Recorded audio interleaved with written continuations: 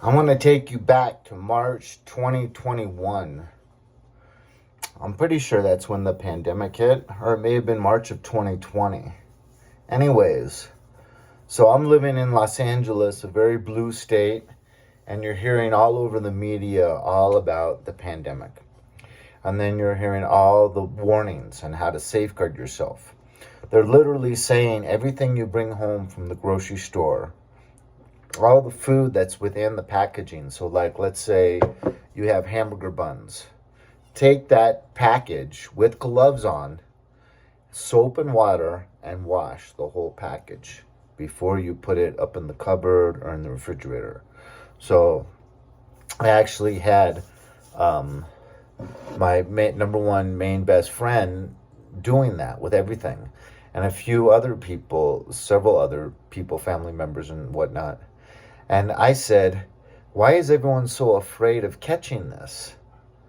I hear it's like the flu. You know, I've had the flu before. Yeah, you're down bad for 3 or 4 days, but you get through it. So I said, I want to catch it.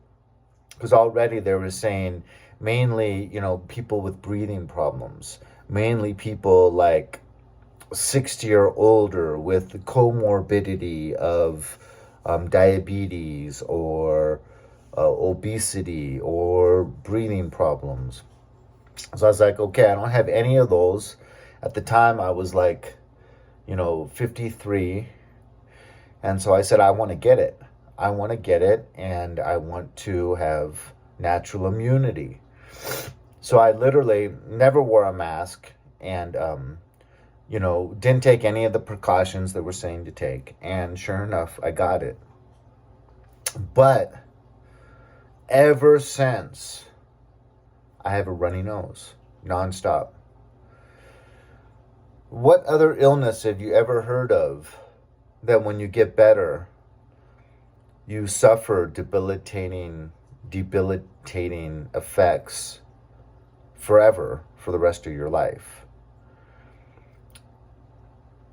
Granted, there's a lot of things, but not too many are just colds, flus. Not too many colds and flus that you catch for a while, your immunity gathers up its strength and puts it down, and then you're better. Not too many of these colds and flus and things of this nature cause you to have a runny nose for the rest of your life. So yeah, always, just constantly have a runny nose. And to me, that is pretty much validation that this is not just a natural occurrence, a random natural experience from Mother Nature. It's not.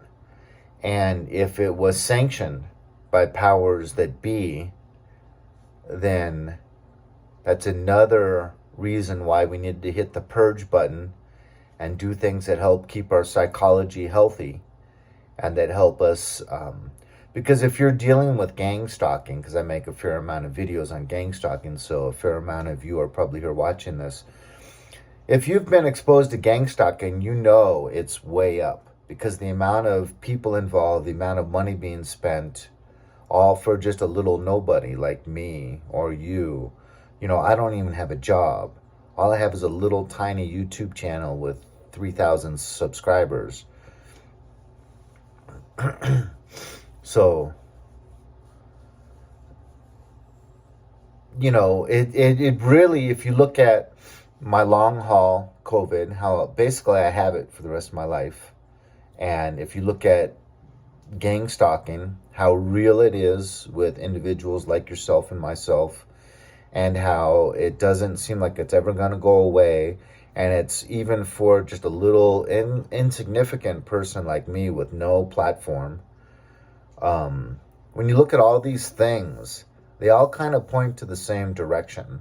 That we are moving towards a one world religion. We are moving towards one world leadership. And yes, there's going to be hiccups along the way, like Trump trying to deal with the immigration problem, because that's a key element with all of the first world countries, right? Australia, the UK,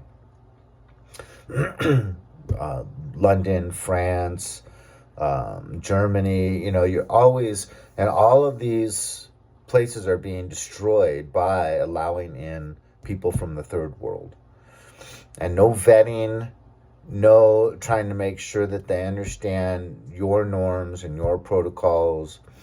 So this is part of the agenda that is helping to move us towards this way, and also to help create strife so that we think we need some kind of a different system.